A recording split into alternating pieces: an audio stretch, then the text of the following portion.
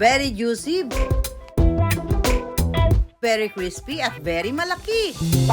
Tumanda ng matakam.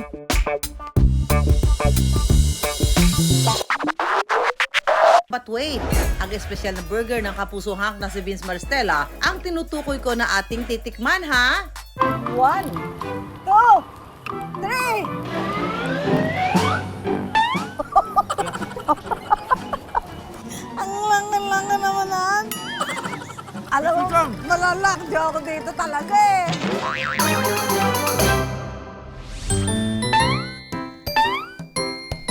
Puso yan eh. Ay, dyan na pala kayo. Nako, nagpa-practice lang ho kung paano ba tamang pagkain ng burger. Dahil mamaya ay mapapasabak tayo sa pagkain ng burger kasama ang ating kapuso star na si Vince Maristella. Dahil ito ang kanyang negosyo. So, mag-practice na tayo ngayon para hindi tayo mapahiya sa kanya. Ganyan ba? Ganyan ba? Ganyan? Bunga ng disiplina at strict workout ang matipunong katawan ng Kapuso Hunk na si Vince. Kaya naman sino mag-aakala na paborito pala niya ang burger at ginawa pa niya itong negosyo. Maaga pumasok sa showbiz si Vince na nagsimula bilang child actor at model.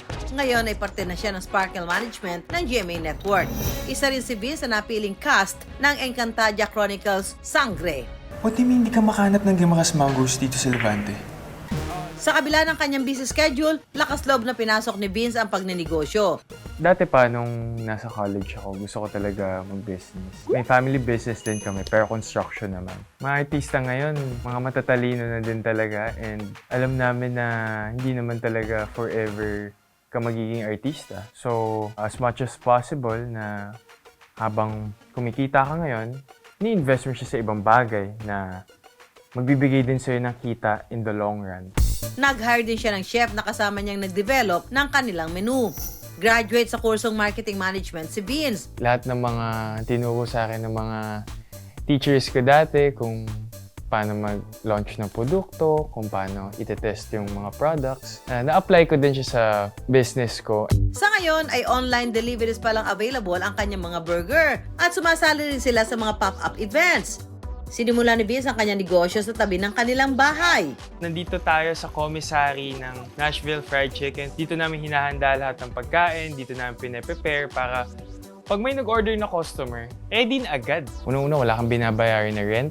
Yung mga tao hindi naka-overtime and hindi sila masyado nag-overwork. So, mas maganda yung productivity ng business.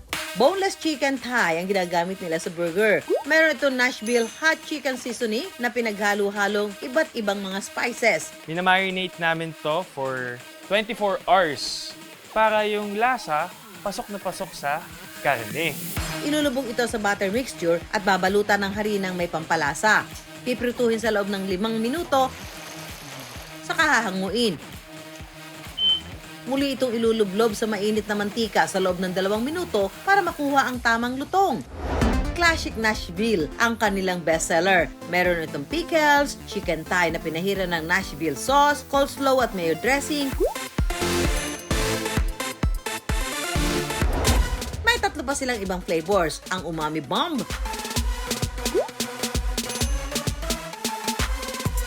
masala curry at red hot. Meron din silang truffle fries, poppers, at mac and cheese. Hi, Vince! Hello, Miss Susan! Busy ka, di ba? Oo, busy. Aba, magmapapaburger ka raw? Oo naman, Miss Susan. Ano ba gusto mo tikman? Bay, kahit ano, ito, kasi balita ko, itong business mo. Oo, business ko, Miss Susan. Busy ka na, doon ka sa Encantadia, di ba? Oo. O paano mo mapapagsabay yun? May nag-business ka tapos meron ka pa Encantadia. Siguro tamang disiplina lang talaga. Oras. And oras, time Oo. management. Doon sa Encantadia, di ba may mga brilyante doon. At kung bibigyan ka ng pagkakataon na mga laga ng isa sa mga brilyante doon, alin brilyante? Siguro tubig, Miss Susan. Bakit tubig? Kasi di ba sabi nila kapag nilagay mo yung tubig sa, kunwari, sa baso, Oo. nag-iiba yung form niya. Ganun. Oo. So, ibig sabihin na may adaptability. Paano Ikaw, Miss Susan, kung bibigyan ka ng pagkakataon, anong brilyante? Yung hawak ko na. Sige, ako na lang din. Ganyan lang. Ako naniniwala ako na hands-on si Vince. Alam mo kung bakit? O, kasi talaga Sige, Miss Susan, papatikim ko sa'yo yung bestseller namin. Wow! Ito kasi mahilig ka din sa burger. Yes, mahilig talaga? talaga ako sa burger. Specifically, Miss Susan, itong kinakain ko, mahilig talaga ako dito. Yan! Sa spicy na chicken sandwich. Ang lalaki ng ano mo? Parang ang hirap kagatin. Ang taba! Ano ba yan? Taba-taba naman ng ano.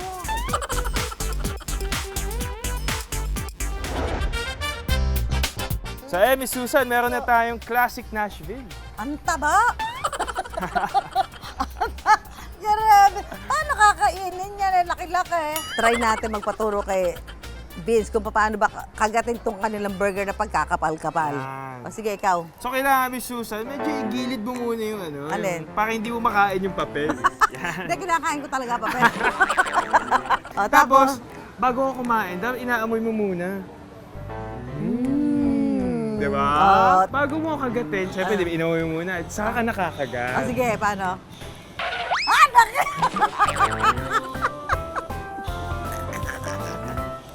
Ang langa-langa naman yan. Malalakjo ako dito talaga eh. Ang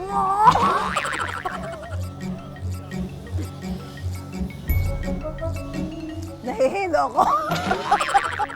Masarap nga. Kaso nga lang ang taba-taba ng burger mo, laki-laki ng laman. Ipinatikim na rin ni Vince ang kanyang burger sa mga nasa palengke. Pwede mo ba itong tikman?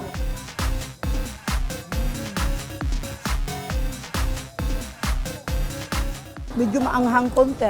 Mahilig ka ba sa manghang? Oo naman. Yung? Kakaiba sa burger na tikman ko. Ang laki po ng burger eh. Oh. Medyo maanghang, na may pagka-sweetness, all and good. Grabe, kagat-kagat si Kuya. Isa pa. Sarap. Panalo. So, kumusta naman ang business so far ngayong naka-4 na buwan ka na? So far, so good, Miss Susan. Yung brand namin, mas lalo po siyang nakikilala. Magkano kita? Pwede mo sabihin? Utang. Magkano kinita? Kumikita naman siya. Siguro nag-generate din sa amin mga around 70,000. Paman. And then, meron din kaming stream pa na iba, katulad ng mga nagme-message sa Facebook, mga nagme-message sa Instagram, and meron din kaming website. Nakatulong raw sa negosyo ni Vince ang kinuha niyang kurso sa kolehiyo. Dahil ang pagnenegosyo ay isang mahabang proseso na dapat ay pinag-aaralang mabuti. Hindi naman kailangan magsimula ng malaki kagad. Hindi naman yun yung parang tinitingnan kung magiging successful yung business mo. Dapat ang negosyo hindi minamadali. Dapat dahan-dahan lang.